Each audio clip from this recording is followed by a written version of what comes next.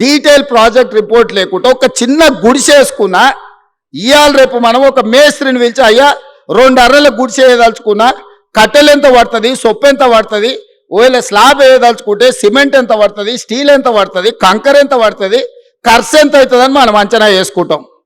ఒక్క అర్ర ఇల్లు కట్టుకోవాలన్నా, చిన్న పాండప పెట్టుకోవాలన్నా ఒక ప్రాజెక్టు రిపోర్ట్ తీసుకుంటాం మనం. అవునా?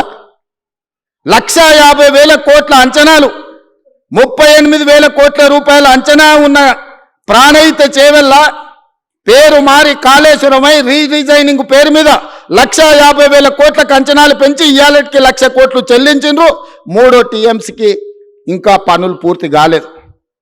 ఇంకా రిజర్వాయర్ల విషయంలో కొండపోచమ్మ మల్లన్న సాగర్ గురించి ఈరోజు వాళ్ళు మాట్లాడుతున్నారు. మల్లన్న సాగర్లో ఈరోజు నిపుణులు చెప్తున్నారు, జియోలాజికల్ సర్వే ఆఫ్ ఇండియా వాళ్ళు అది ఎక్కడైతే నిర్మించిందో భూమిలో వర్టికల్ ఒక చీలిక ఉన్నది.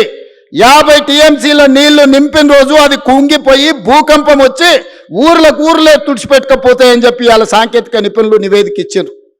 గత ప్రభుత్వం ఏ రోజు కూడా 15 టీఎంసీల కంటే ఎక్కువ నీళ్లు నింపలేదు. అట్లాంటి ప్రాజెక్టు మీద 1,00,000 కోట్లు ఖర్చు పెట్టి ఇవాళ కాళేశ్వరం కట్టినామని చెప్పి మాట్లాడుతున్నారు. నేను ఒకటే అడుగుతున్నా, ఈరోజు జరిగిన ప్రాజెక్టులో జరిగిన కమిషను ఈరోజు సాంకేతిక నైపుణ్యం మీద కొంతమేరకే విచారణ చేస్తుంది. బెస్ట్ సాంకేతిక నిపుణులను నియమిద్దాం. మీరు ఎక్కడ కట్టినరు, ఎట్లా కట్టినరు, దీని వెనకాల ఉన్న మర్మం ఏందో ఆలోచన చేద్దాం.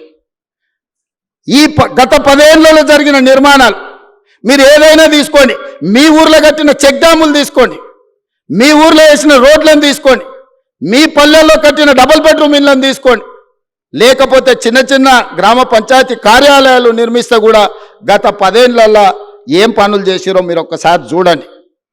నేను ఎందుకు ఈ మాట చెప్తున్నా అంటే 100 సంవత్సరాల అనుభవం ఒక్క పక్కన ఉంటే 10 సంవత్సరాల దుర్మార్గమైన ఇంకొక అనుభవం ఇంకొక పక్కన ఉంది. అందుకే ఈరోజు మీరు ఆలోచన చేయండి. ఒక పెద్ద మనిషి, ఒక అధికారి నాకు చెప్పిండు, సార్ రాజకీయాలలో ప్రభుత్వ ఉద్యోగాలలో 3 దిశలు ఉంటాయని. 3 దశలు ఏంటివి అంటే, చేరినప్పుడేమో గరం ఉంటారంట, కొంత దూరం పోయినాక నరం అవుతారంట, చివరికి వచ్చేవరకల్లా బేసరం అవుతారంట.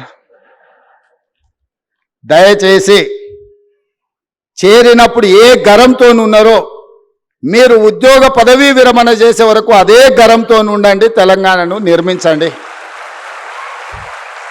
ఏ సూక్తి అయితే ఉన్నదో మొదట్లో గరం, తర్వాత నరం, 3వసారికి వచ్చేవరకల్లా బేషరం అనే ఏదైతే ఉందో నానుడి, ఈ నానుడి నాకు మీకు మాత్రం ఎట్టి పరిస్థితుల్లో వర్తించకుండా ఉండాలి.